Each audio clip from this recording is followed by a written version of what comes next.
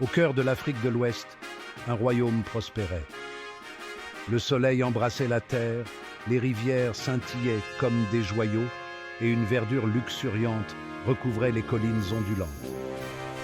C'était le royaume bien-aimé du roi Aboubakar, un dirigeant sage et vénéré.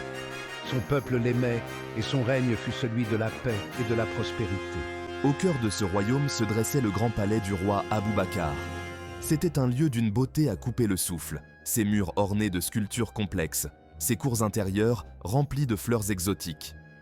Ici, le roi régnait d'une main douce, sa sagesse recherchée par tous ceux qui le connaissaient. Le roi n'avait qu'un seul enfant, une fille nommée Safiya. La princesse Safiya était le joyau le plus précieux du royaume. Sa beauté était légendaire, chaque trait de son visage aussi parfait que le rêve d'un sculpteur. Mais sa beauté n'était surpassée que par sa gentillesse. Son cœur était aussi pur que la rosée du matin. Safiya était la prunelle des yeux de son père, et il la chérissait plus que les mots ne pourraient l'exprimer. Elle était son héritière, destinée un jour à diriger leur royaume bien-aimé. Le peuple l'adorait, voyant en elle la promesse d'un avenir radieux.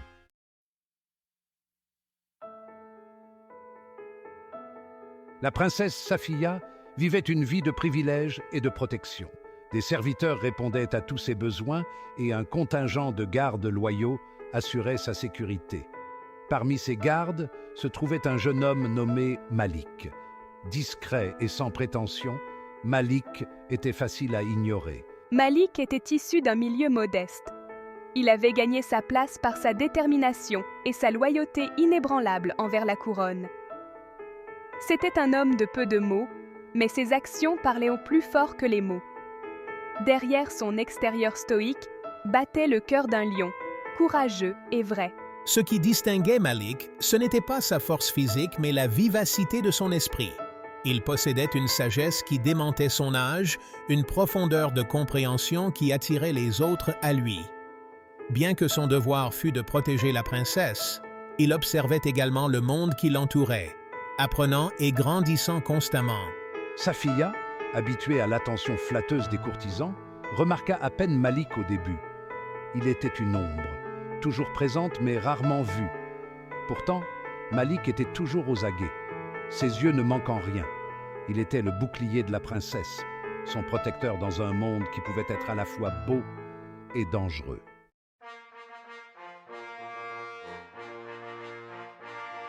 La vie de la princesse Safiya était une tapisserie tissée de fils de soie et d'or. Ses journées étaient remplies de leçons d'histoire, de diplomatie et d'art gouvernemental, la préparant au jour où elle hériterait du trône de son père. Les artisans les plus qualifiés la parèrent de bijoux scintillants et de robes fluides, dignes d'une reine. Pourtant, malgré le luxe qui l'entourait, Safiya gardait les pieds sur terre. Elle trouvait de la joie dans les plaisirs simples, comme le rire des enfants jouant sur la place du marché ou la douce mélodie du chant d'un oiseau. Son cœur aspirait à plus que la cage dorée de la vie de palais. Elle aspirait à découvrir le monde au-delà de ses murs, à se rapprocher de son peuple et à trouver un amour plus profond que le devoir et la tradition. Malik, quant à lui, connaissait le poids des responsabilités dès son plus jeune âge. Il avait gravi les échelons, faisant ses preuves à maintes reprises. Chaque jour, il enfilait son uniforme, symbole de son engagement indéfectible envers la couronne. Il se déplaçait dans les couloirs du palais comme un fantôme, silencieux et vigilant, toujours sur ses gardes, toujours prêt à défendre la famille royale. Il observait Safiya à distance, admirant sa grâce et sa compassion. Il voyait comment elle traitait tout le monde, du plus humble des serviteurs au plus haut fonctionnaire, avec la même gentillesse et le même respect. Il connaissait sa place, un simple garde ayant juré de la protéger. Mais il ne pouvait s'empêcher de ressentir une émotion dans son cœur, un sentiment d'admiration qui allait au-delà de ce que son devoir exigeait.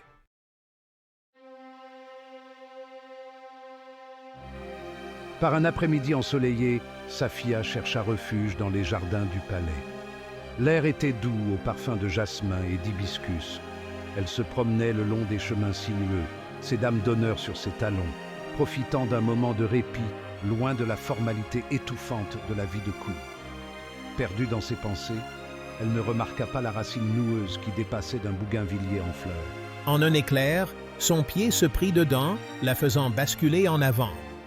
Un cri lui échappa tandis qu'elle se préparait à la chute, mais elle ne vint jamais. Un bras fort jaillit, encerclant sa taille, la tirant du bord du gouffre. Surprise, elle ouvrit grand les yeux, rencontrant le regard intense de Malik, qui s'était matérialisé à ses côtés, tel un ange gardien silencieux. Pendant un instant, le monde sembla s'effondrer. Le temps s'arrêta, tandis que leurs yeux se croisaient, une étincelle de quelque chose d'indicible passant entre eux. Safia n'avait jamais été aussi proche de Malik auparavant, n'avait jamais vraiment regardé dans ses yeux. Ils étaient de la couleur du chocolat noir, emplis d'une profondeur et d'une intensité qui lui coupèrent le souffle. Malik, toujours le garde dévoué, la stabilisa rapidement, son contact respectueux mais ferme. « Pardonnez-moi, princesse, » murmura-t-il, sa voix un grondement sourd qui lui parcourut l'échine d'un frisson. « Je n'ai pas voulu vous effrayer. » La relâchant doucement, il fit un pas en arrière, reprenant sa position comme si de rien n'était.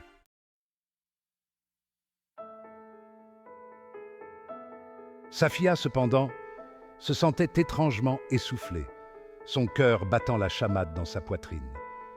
L'incident, bien que bref, laissa une trace indélébile dans son âme.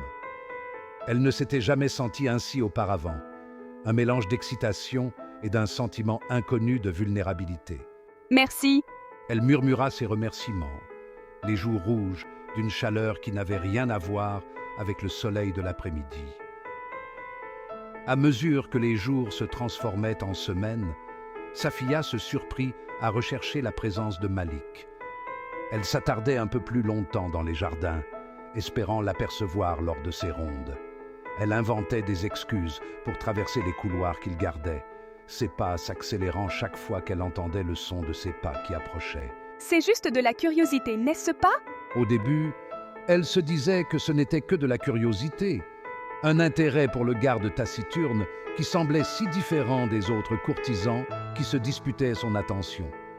Son silence l'intriguait. Sa forte présence était une source de réconfort dans l'atmosphère souvent suffocante de la cour. Elle se surprit à vouloir en savoir plus sur lui, sur la vie qu'il menait avant d'entrer au service de son père. « Pourquoi me regarde-t-elle comme ça ?» Malik, conscient de l'attention nouvelle de la princesse, se sentit également attiré par elle. Il admirait son intelligence, sa sincère préoccupation pour son peuple et son bon cœur. Il chérissait leur brève rencontre, chaque regard volé, chaque parole échangée, un joyau précieux qu'il gardait caché au plus profond de son cœur. Il connaissait le gouffre qui les séparait, le mur infranchissable de la tradition et de la hiérarchie sociale.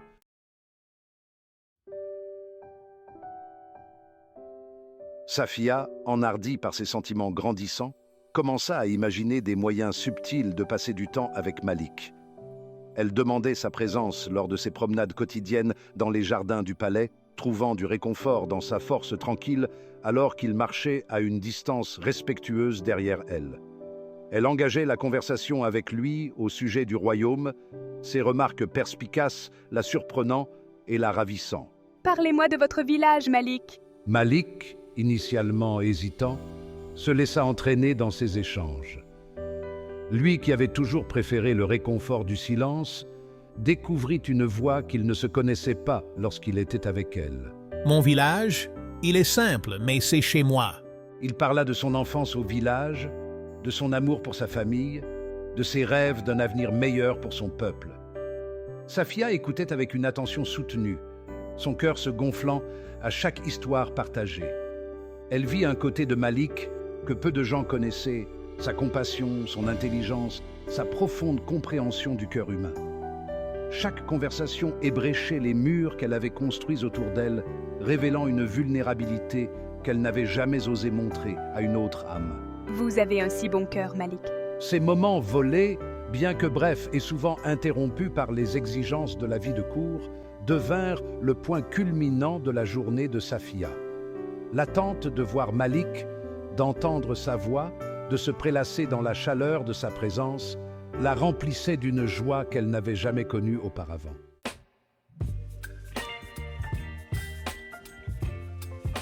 À mesure que les jours se transformaient en semaines, les conversations entre Safiya et Malik s'approfondirent. Ils trouvèrent un terrain d'entente dans leur amour pour leur royaume, leur désir commun de le voir prospérer. Ils discutèrent d'histoire, de philosophie et du sort des moins fortunés, leurs esprits se rencontrant dans une danse d'idées et d'idéaux. Malik, que pensez-vous de ce livre? Un soir, alors qu'elle cherchait refuge dans la bibliothèque du palais pour échapper à un banquet fastueux, Safiya tomba sur Malik, qui en gardait l'entrée. Il parut surpris de la voir, son calme habituel momentanément ébranlé. « Princesse !» Il la salua d'un signe de tête respectueux. Safiya, ignorant le protocole qui dictait leurs interactions, s'approcha, les yeux pétillants de malice. Malik, vous ai-je déjà dit à quel point je détestais ces rassemblements étouffants? Je crois que vous l'avez fait, princesse. Bien que je doute que quiconque oserait vous accuser de ne pas vous amuser. Ils voient ce qu'ils veulent voir. Ils ne voient pas la vraie moi. La femme qui préférerait passer ses soirées plongée dans les pages d'un bon livre plutôt qu'à faire la conversation à des dignitaires imbus d'eux-mêmes. Malik, surpris par sa franchise, ne put s'empêcher de sourire. Et à cet instant, un lien plus profond se tissa, un lien qui transcendait les frontières de leur monde.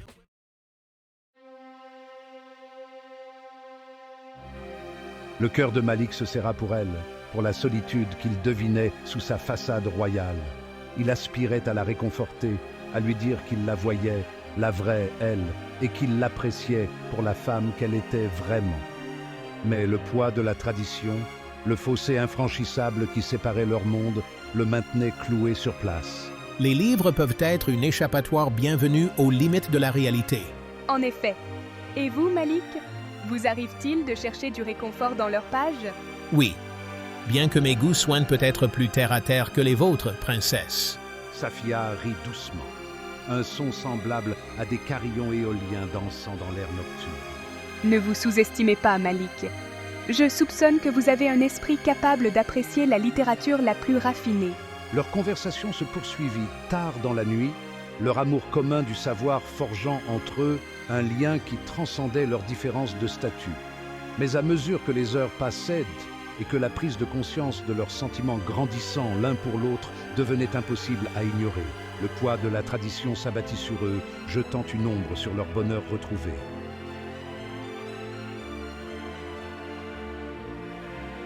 Par une nuit étoilée, Safiya ne put supporter plus longtemps le poids de son secret. Elle devait dire à Malik ce qu'elle ressentait, même si cela signifiait tout risquer. Elle le fit venir dans les jardins du palais, le cœur battant d'un mélange de peur et d'anticipation. L'air nocturne était empli du parfum du jasmin nocturne lorsque Safiya avoua son amour à Malik. Sa voix, habituellement forte et assurée, tremblait d'émotion, tandis qu'elle évoquait la façon dont sa présence la comblait d'une joie qu'elle n'avait jamais connue, comment sa force tranquille apaisait son âme agitée. Malik écoutait, le cœur battant la chamade. Il savait, bien sûr, que ses sentiments pour la princesse allaient au-delà de la loyauté d'un garde, mais l'entendre prononcer ces mots à voix haute, avouer son amour pour lui, un homme si inférieur à son rang, le remplissait d'un mélange d'exaltation et de terreur. Safiya, mon cœur se réjouit d'entendre vos paroles, mais vous êtes la princesse, l'avenir de ce royaume. Je ne suis qu'un simple garde ayant juré de vous protéger.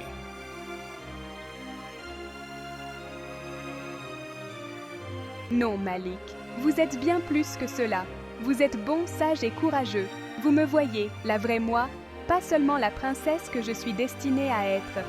Et je vous aime pour cela. Malgré ses réserves, Malik ne pouvait nier la véracité de ses paroles, ni la profondeur de ses propres sentiments. Il l'aimait, avec une fougue qui le surprit lui-même. Il avait juré de la protéger, mais comment pouvait-il la protéger de cela, de l'inévitable chagrin qui les attendait si leur amour était découvert? Leur amour, autrefois un murmure dans les couloirs de leur cœur, s'épanouit dans l'ombre des murs du palais. Ils se rencontraient en secret, volant de précieux instants dans l'agitation de la vie de cour. Un regard échangé à travers une salle comble, un frôlement de mains dans un couloir sombre, une conversation murmurée sous le ciel étoilé, voilà ce qui devint le lien qui unissait leurs âmes.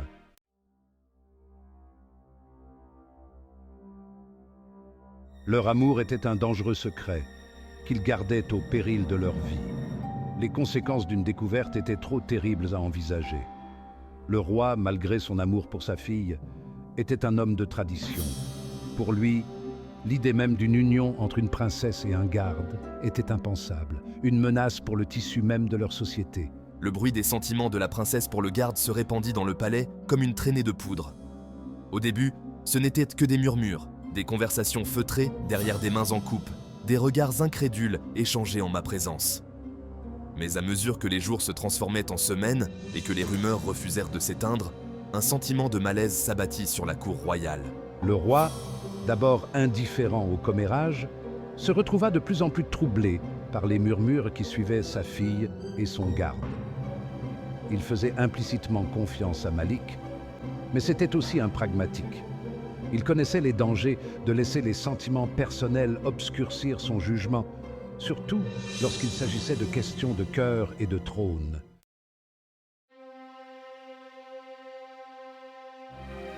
Les murmures, tels des lianes insidieuses, finirent par parvenir aux oreilles du roi, leurs vrilles s'enroulant autour de son cœur, lui ôtant toute joie de vivre. Il avait tenté de les ignorer, de les écarter comme les bavardages inutiles de courtisans ayant trop de temps à perdre.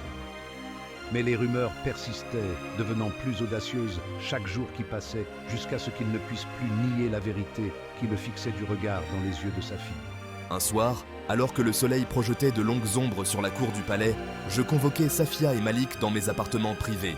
L'air crépitait d'une tension non dite, tandis que les deux se tenaient debout devant moi, le visage pâle mais composé, leurs mains étroitement serrées l'une contre l'autre, comme pour puiser de la force dans leur lien interdit.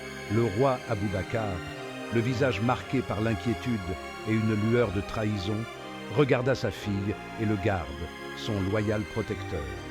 Sa voix, habituellement tonitruante d'autorité, n'était qu'un grondement sourd qui faisait écho à la tempête qui grondait dans son cœur. Les murmures qui sont parvenus à mes oreilles, commença-t-il, le regard fixé sur l'espace qui les séparait, parlent d'un amour qui n'ose dire son nom. Le silence s'abattit sur la pièce, lourd et suffocant, chaque tic-tac de l'horloge ornée accrochée au mur, résonnant comme un coup de marteau sur leur fragile espoir. Safia, les yeux baissés, sentit le poids de la déception de son père, le poids de la tradition qui pesait sur elle comme un fardeau physique.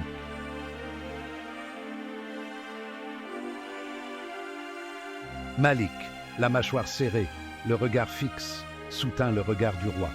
Il savait ce qu'il devait faire.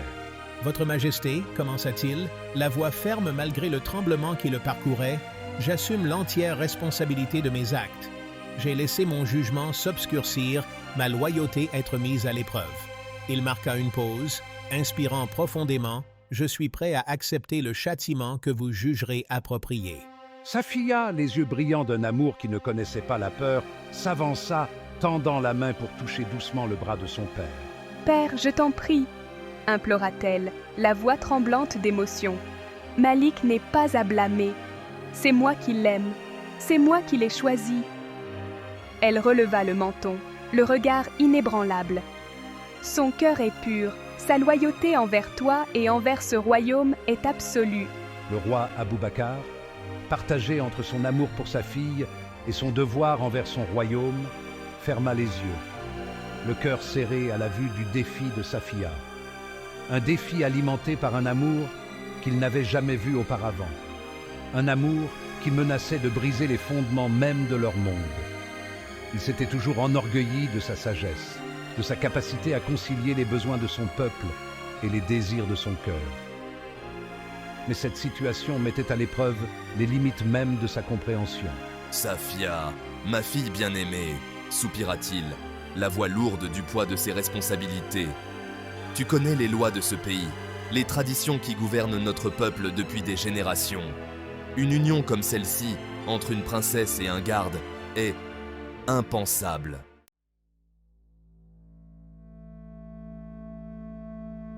Malik, le cœur serré par les paroles du roi, inclina la tête en signe de déférence. Il connaissait les risques, avait tenté de réprimer ses sentiments, de maintenir la distance que sa position exigeait. Mais l'amour, tel une vigne sauvage, avait pris racine dans son cœur, s'enroulant autour de son être même, défiant toute tentative de contrôle. Père, je comprends tes inquiétudes, mais je te prie de regarder au-delà des titres, au-delà des traditions qui nous lient. Malik est un homme bon, un homme d'honneur et d'intégrité. Il ferait un roi digne de ce nom, un roi qui régnerait avec sagesse et compassion. Le roi Abou Bakar, le regard s'adoucissant, vit la profondeur de l'amour de sa fille se refléter dans ses yeux, un amour qui reflétait le sien pour elle. Il savait au fond de son cœur que Malik n'était pas un garde ordinaire, mais la pensée de sa fille, son héritière mariée à un homme d'origine si modeste, le fit trembler d'inquiétude.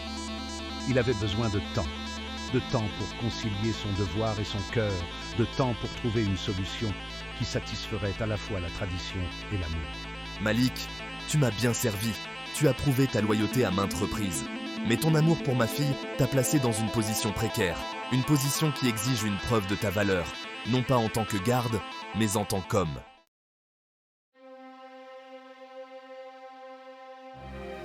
Le poids des paroles du roi plana dans l'air, un défi voilé dans un ordre. « Votre Majesté, répondit-il d'une voix assurée, je suis prêt à prouver ma valeur, à affronter l'épreuve que vous jugerez nécessaire. » Le roi Abou Bakar, l'expression sévère s'adoucissant légèrement devant la résolution inébranlable de Malik, hocha la tête en signe d'approbation.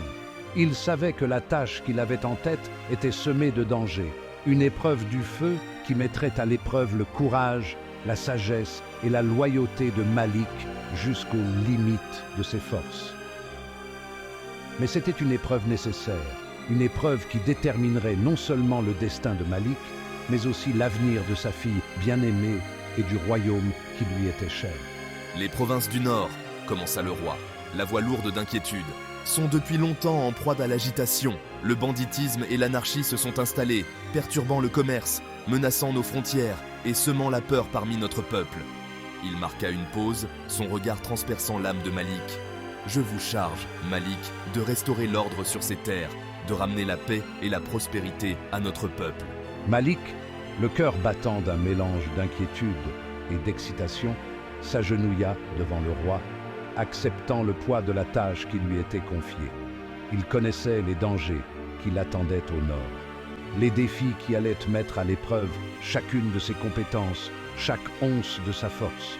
Mais il était déterminé à réussir, non seulement pour le bien du royaume, mais aussi par amour pour sa princesse, pour se montrer digne de la confiance qu'elle avait placée en lui.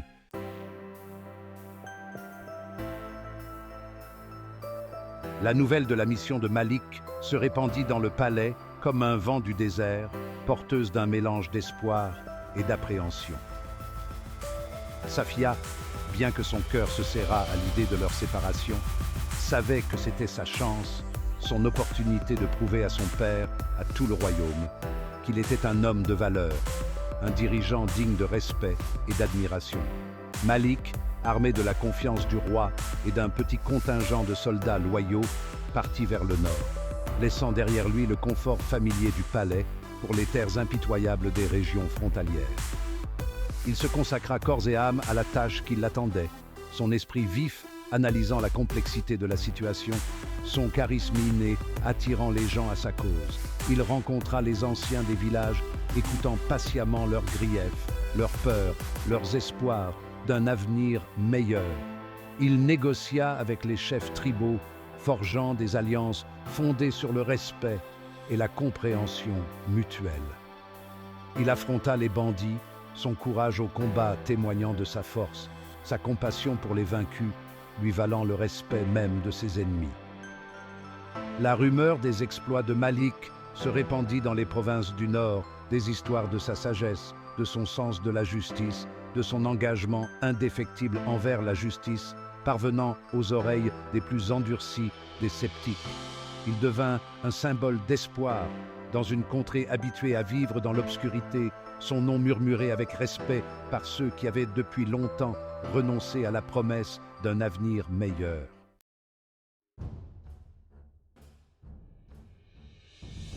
Les mois se transformèrent en saisons, tandis que Malik se consacrait à sa mission.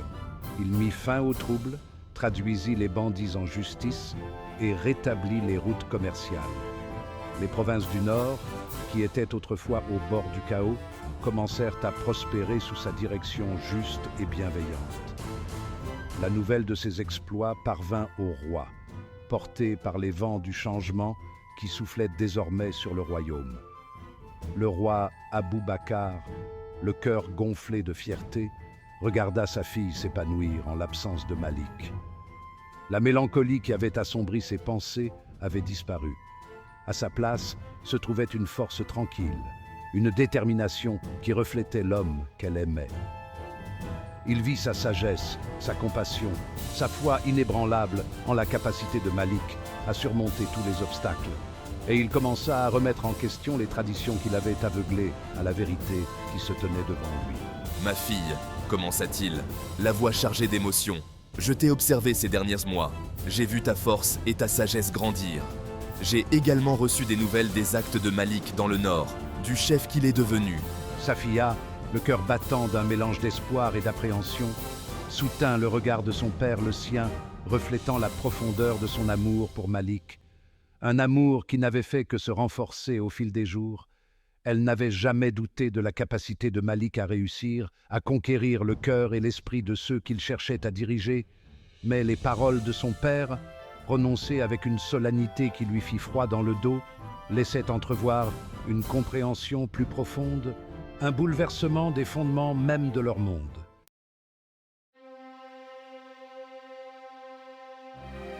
« Ma fille, poursuivit le roi, la voix chargée d'émotion, je me suis accroché aux traditions de nos ancêtres. J'ai cru qu'elles étaient le fondement de notre royaume. Mais j'ai fini par comprendre que la véritable force ne réside pas dans le fait de s'accrocher au passé, mais dans le fait d'accepter le changement que l'amour, le véritable amour, peut apporter. » Des larmes montèrent aux yeux de Safia, tandis que les paroles de son père la submergeaient, chaque syllabe étant un baume pour son cœur là. Le poids de la tradition, le fardeau de leur amour interdit, semblait se dissiper, remplacé par une légèreté, un sentiment de justesse qui la remplissait d'une joie qu'elle n'avait jamais osé imaginer possible. Malik revint à la capitale en héros, sa mission couronnée de succès. Il avait ramené la paix et la prospérité dans les provinces du Nord, mais surtout, il avait prouvé qu'il était un homme d'honneur, d'intégrité et d'une loyauté sans faille, des qualités qui transcendaient le droit de naissance et le statut social. Le roi, le cœur empli de fierté et d'une sagesse nouvelle, accueillit Malik non seulement comme un sujet loyal, mais aussi comme un fils. Il annula son précédent décret, reconnaissant que le véritable amour ne connaît pas de frontières, pas de limites, et autorisa officiellement l'union de la princesse Safia et de Malik. Le royaume se réjouit de cette nouvelle. Une vague de joie déferla sur le pays, du plus grand palais à la plus humble demeure. L'histoire d'amour de la princesse Safia et de Malik devint un symbole d'espoir, un témoignage du pouvoir de l'amour à transcender les barrières sociales et à unir des personnes de tous horizons. Leur règne marqua le début d'une ère de prospérité et d'harmonie sans précédent. Ils régnèrent avec sagesse et compassion, leur histoire d'amour restant à jamais gravée dans le cœur du royaume, un rappel que le véritable amour ne connaît pas de frontières.